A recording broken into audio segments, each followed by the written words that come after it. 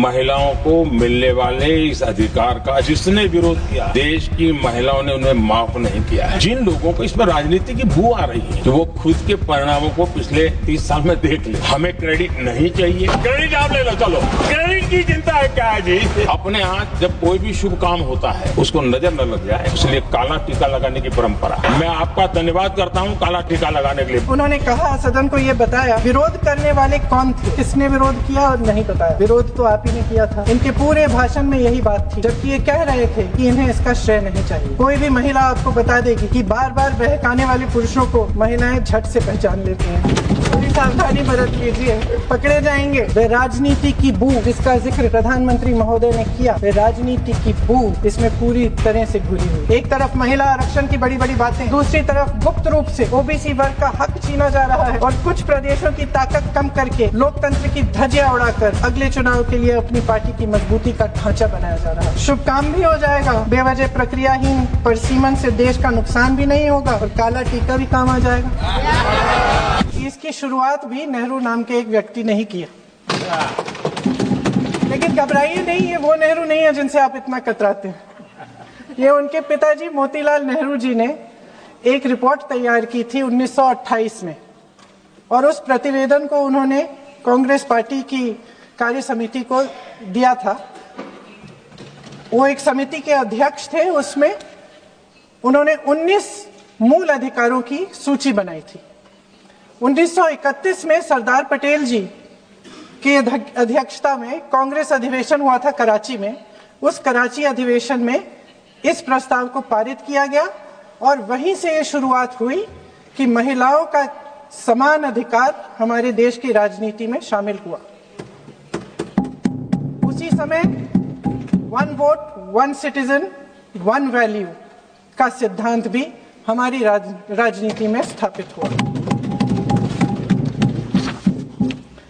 आपको ताज्जुब होगा ये जानकर कि जबकि इस सिद्धांत की वजह से हमारे देश में महिलाओं को वोट देने का अधिकार आजादी के पहले दिन से मिला, अमेरिका जैसे देश में ये अधिकार उन्हें इस अधिकार के लिए 150 साल इंतजार करना पड़ा, संघर्ष करना पड़ा।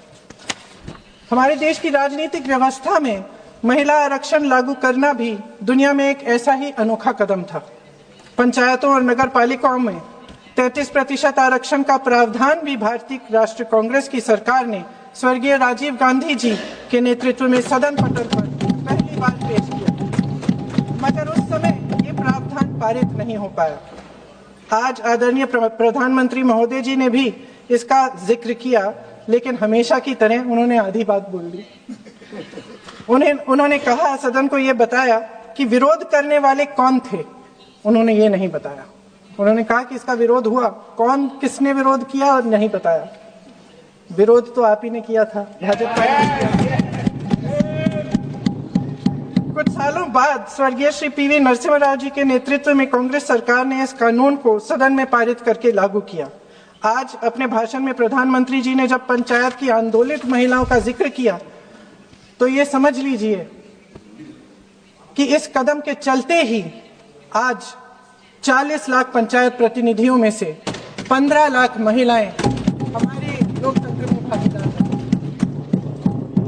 2010 में स्वर्गीय प्रधानमंत्री डॉक्टर मनमोहन सिंह जी और यूपीए की अध्यक्ष श्रीमती सोनिया गांधी जी ने के नेतृत्व में कांग्रेस पार्टी ने लोकसभा और विधानसभा में महिलाओं को आरक्षण देने का फिर से प्रयास किया। राज्यसभा में इसे पारित भी कराया, लेकिन लोकसभा में आम सहमति नहीं बन पाई। 2018 में आदरणीय श्री राहुल गांधी जी ने मोदी जी को एक पत्र लिखा और उस पत्र में उन्होंने कहा कि ये महिला का जो आरक्षण है ये 2019 तक लागू हो जाना चाहिए। मुझे लगता है कि यहाँ आकर प्रधानमंत्री जी राहुल जी का मजाक तो बना लेते हैं, लेकिन घर जाके उनकी बातों पर गौर करते हैं, क्योंकि हम आज उसी बात पर चर्चा कर रहे हैं। वैसे आज प्रधानमंत्री जी की बातों से ये लगा कि भाजपा ही महिला आरक्षण के चैंपियन, प्रस्तावक और सबसे बड़े समर्थक रहे हैं। इनके पूरे भाषण में यही बात थी, जबकि ये कह रहे थे कि इन्हें इसका श्रेय नहीं चाहिए। कोई भी महिला आपको बता देगी कि बार बार बहकाने वाले पुरुषों को महिलाएं झट से पहचान लेती हैं। थोड़ी सावधानी बरत लीजिए, पकड़े जाएंगे। आखिर जब 2023 में राहुल जी के पत्र को पढ़ने के कुछ सालों बाद, हाँ उसके बाद पढ़ लिया, आखिर जब 2023 में आदरणीय प्रधानमंत्री नरेंद्र मोदी जी की सरकार ने यह अधिनियम सर्वसहमति से पारित किया, तब भारतीय राष्ट्रीय कांग्रेस ने अपनी विचारधारा के अनुकूल इसका पूरा समर्थन किया। आज भी इसमें कोई शक नहीं होना चाहिए कि भारतीय राष्ट्रीय कांग्रेस महिला आरक्षण के पक्ष में डट कर खड़ी है और खड़ी रहेगी। लेकिन अध्यक्ष महोदय, सच्चाई ये है कि आज की चर्चा दरअसल महिला आरक्षण पर है ही नहीं। जो विधेयक के सरकार ने पेश किया है उसका प्रारूप हमने पढ़ा, उससे पूरी चर्चा ही बदल गई है। उनकी सरकार के इस विधेयक का सार सुनिए। सबसे पहले इसमें लिखा है कि संसद में महिला आरक्षण 2029 तक लागू होना चाहिए। अब सहमत है। फिर कहा गया है कि इसे लागू करने के लिए लोकसभा सदस्यों की संख्या 50% बढ़ानी पड़ेगी। मतलब कि सीटों की संख्या 543 से बढ़कर 850 तक बढ़ाई जाएगी। और इन सीटों को बढ़ाने के लिए एक परिसीमन आयोग बनाया जाएगा जो 2011 की जनगणना को आधार बनाकर ये कार्य करेगा। ऊपर से इसमें कोई आपत्तिजनक बात नहीं लगती, मगर इसे गहराई से समझा जाए तो इसका असली मकसद उभरता है।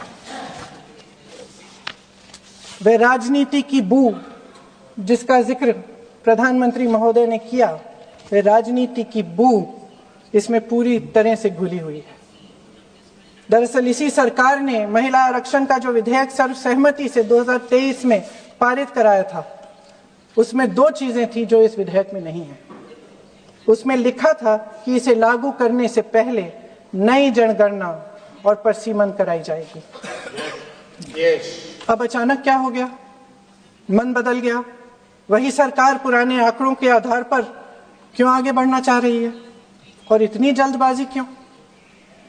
अध्यक्ष महोदय, ये हमारे देश की सच्चाई है कि प्रतिनिधित्व का सवाल जनसंख्या के सवाल से जुड़ा हुआ है। जब तक जातीय जनगणना नहीं होती, सभी वर्गों को उचित प्रतिनिधित्व नहीं मिल सकता। यह अनिवार्य है। ये सरकार 2011 की जनगणना पर आगे बढ़ना इसलिए चाहती है क्योंकि इस जनगणना में ओबीसी वर्ग की संख्या ही नहीं है।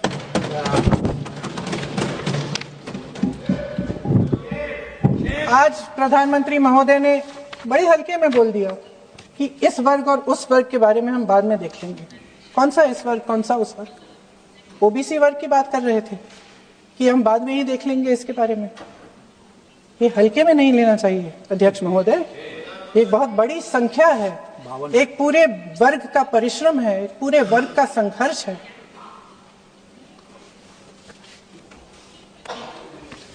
इसे टेक्निकल मुद्दा बता के उन्होंने अपना पल्ला झाड़ दिया। हम इनकी मांग कर रहे हैं, हम इनकी जरूरतों को आगे कर रहे हैं, हम कह रहे हैं कि इनको भी अपना हक मिलना चाहिए, और प्रधानमंत्री जी ने उसको एक टेक्निकल मुद्दा बता दिया। हमारे प्रधानमंत्री महोदय किस बात से घबरा रहे हैं? इसी बात से ना कि जब नई जनगणना होगी तो इस ओबीसी वर्ग के असली आंकड़े निकलेंगे और उसमें पता चलेगा कि ये वर्ग कितना मजबूत है, कितना बड़ा है, और उसके हक को कोई नकार नहीं पाएगा। 2011 की जनगणना को परिसीमन का आधार बनाकर प्रधानमंत्री जी ओबीसी वर्ग ये हक छीनना चाहते हैं। उनके साथ एक बहुत बड़ा अन्याय करने जा रहे हैं। अध्यक्ष महोदय, कांग्रेस पार्टी कभी नहीं होने देगी।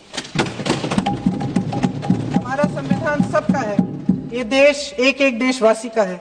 किसी एक का हक छीनकर इसे नहीं चलाया जा सकता। इस विधेयक में सिर्फ यह अभाव नहीं है, एक और खतरनाक अभाव है। संसद का 50% विस्तार प्रस्तावित है, लेकिन इसके लिए कोई ठोस प्रक्रिया के बारे में एक भी शब्द नहीं लिखा है। आश्चर्य की बात यह है कि इतने बड़े परिवर्तन के नियम क्या होंगे, कैसे किया जाएगा, इसके बारे में पूरे विधेयक में एक भी शब्द नहीं है। महोदय, संसद में भारत के हर प्रदेश की भागीदारी 1971 में निश्चित तौर पर तय की गई थी और इसमें परिवर्तन लाने पर रोक लगाई गई थी, लेकिन इस विधेयक के तहत ये सब बदलने जा रहा है। आदरणीय प्रधानमंत्री महोदय जी और उनके अन्य मंत्रियों के खोखले आश्वासनों के बावजूद यह निश्चित है कि संसद में प्रदेशों के वजन का परिवर्तन किया जाएगा।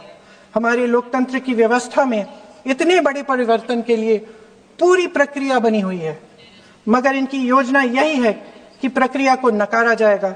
जिस तरह असम में इन्होंने मन चाहे सीटों को काटा पीटा, विपक्षी दलों के नेताओं की सीटों का विभाजन किया और अपने राज